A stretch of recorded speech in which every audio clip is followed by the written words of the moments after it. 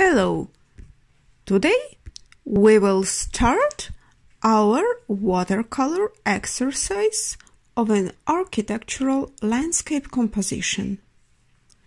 The lesson to learn today is that the artist doesn't copy the reality but transforms it.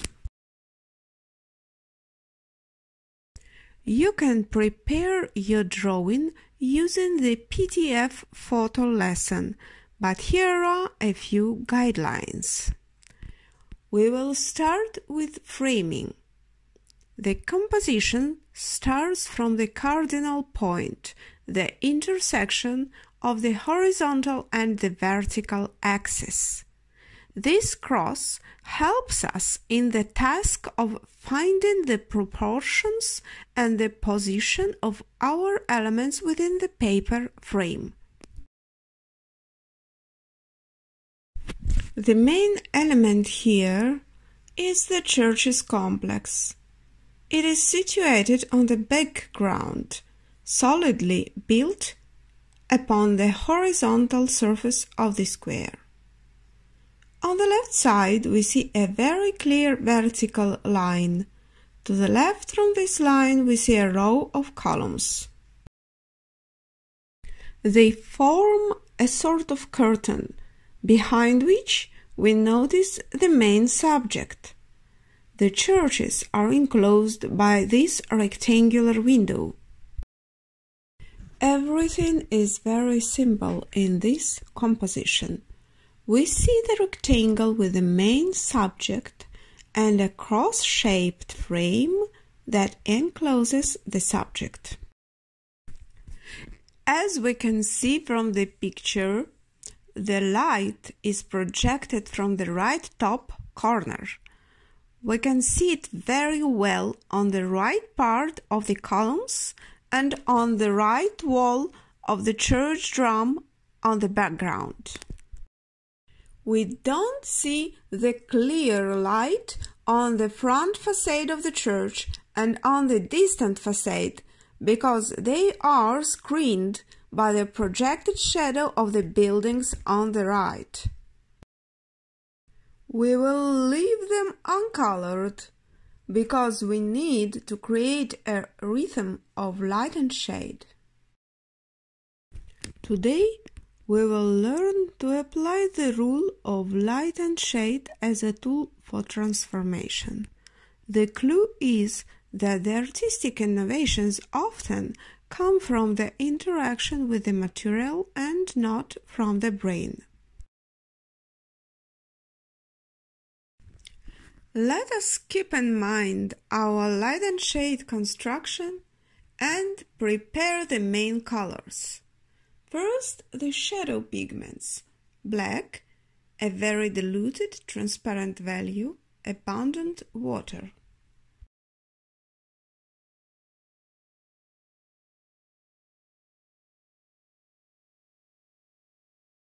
And Mars brown.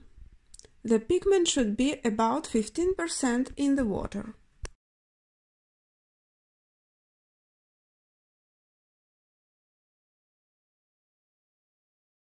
Raw sienna for the lights.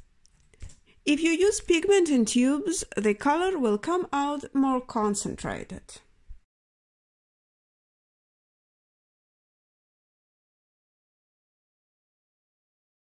Payne Grey, a colder shadow pigment.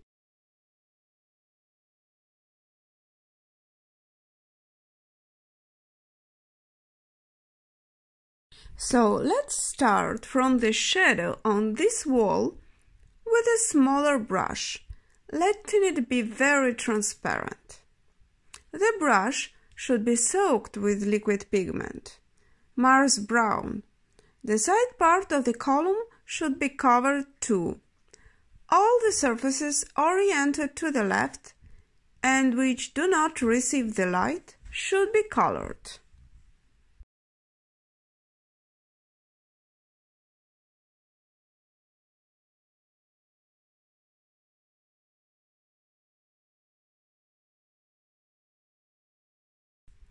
Now some black merging with brown, wet on wet.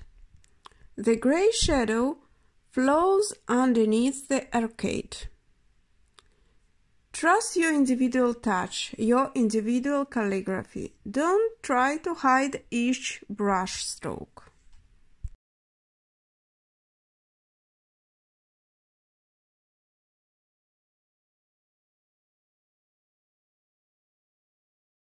At this point, we can add another pigment, a small amount of magenta red, mixing it with gray.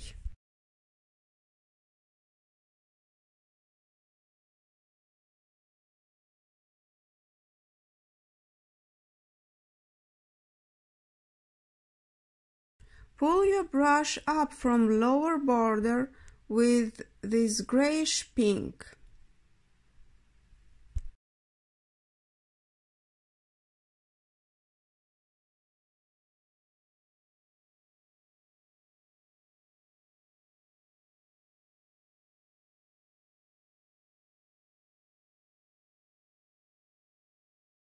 Now I am painting the shadow side of the tree with black.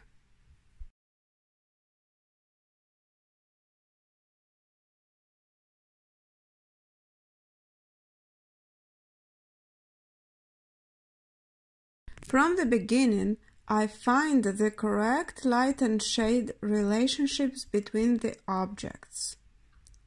I am trying to make the darker parts dark immediately, wet on wet. The wall to the left of the tree is lighter, even if the picture is deceivingly dark.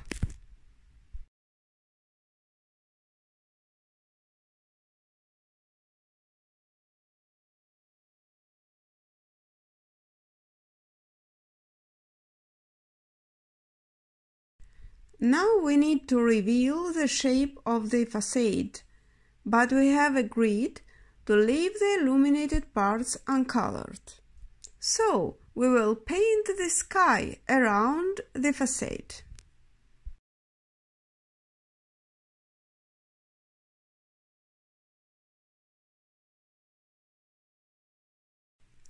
For the sky, we paint with black pigment, but dilute it very much with water. We color the sky around the margins of the facade. The tree will be very dark. The sky is much lighter than the tree, so we can paint the same color over the shape of the tree for now. From time to time, I add more water to the pigment that I have on my palette, while I add more brush strokes onto the sky. The character of the brush strokes on the sky is dictated by the texture of the cloudy sky. Let's remove the exceeding water.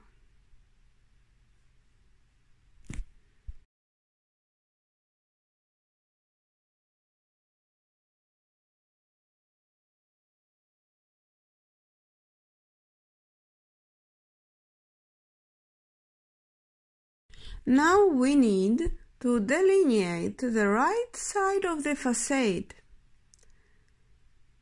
We paint the dark trees behind it. Let's do it with Payne Grey, gradually adding some black to it.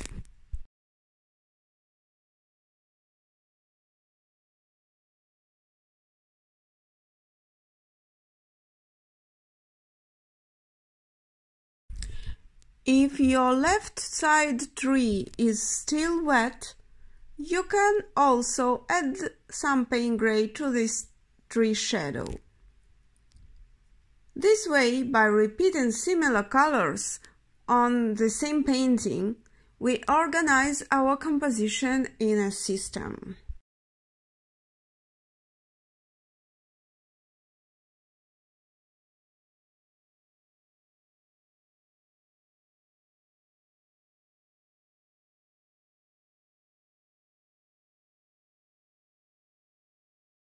Clean brush helps to vanish our dark shape to paper.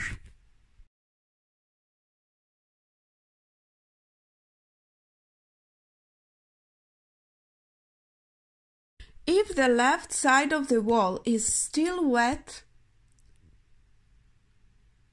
we can add some concentrated violet pigment with tiny brush in order to emphasize darker shadows. Tiny brush helps us to avoid exceeding contrast.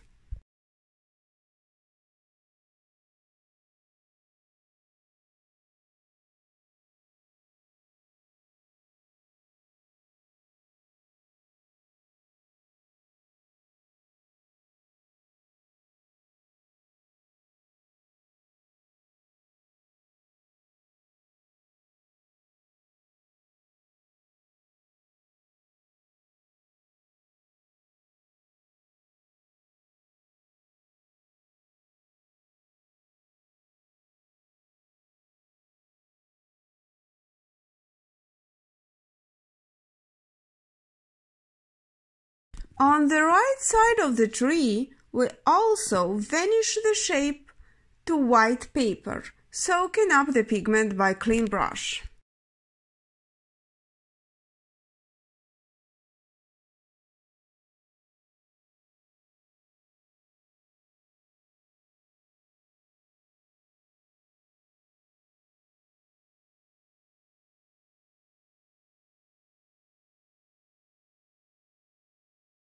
Next step.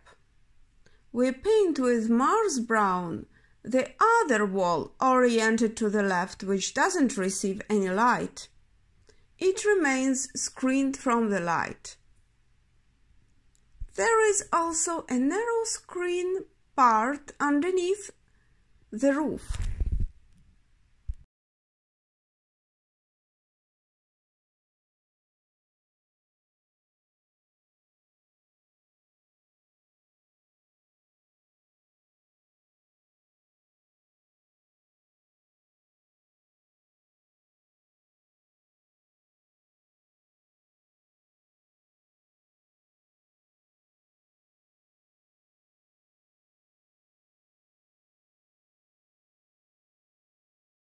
If we want to darken the shadow under the very roof, we can grab with wet brush some pure pigment from the brick directly, using the same pigment Mars brown, and add a few brush strokes on right top.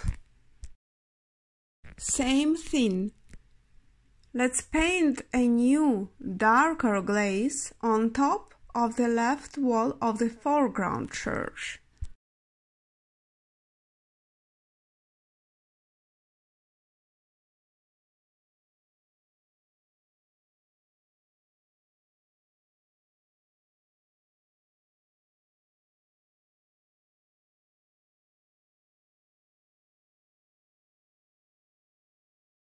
Next, with some very light value of pink, we paint the sky around the distant church. We will leave uncolored a narrow white line of the oblique wing of the roof. The pink of the sky is very transparent, almost dirty water.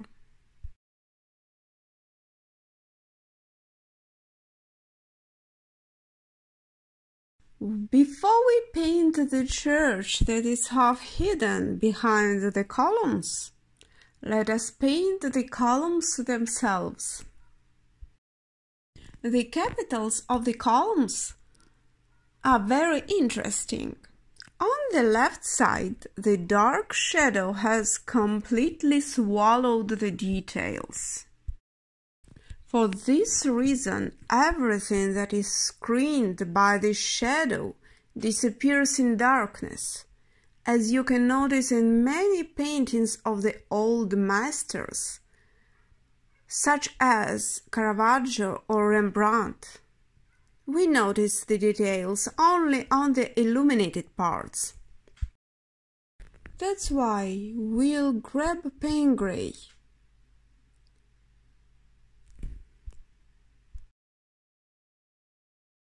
Let's start with tiny brush from left top of the capital.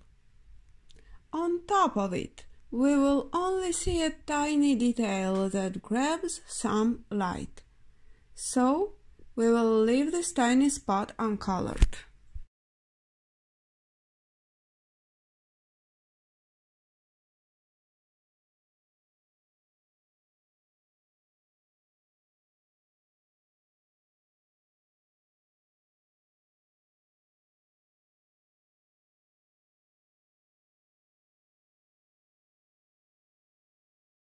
There is a little bump in the middle of the capital that will get some light on the right side.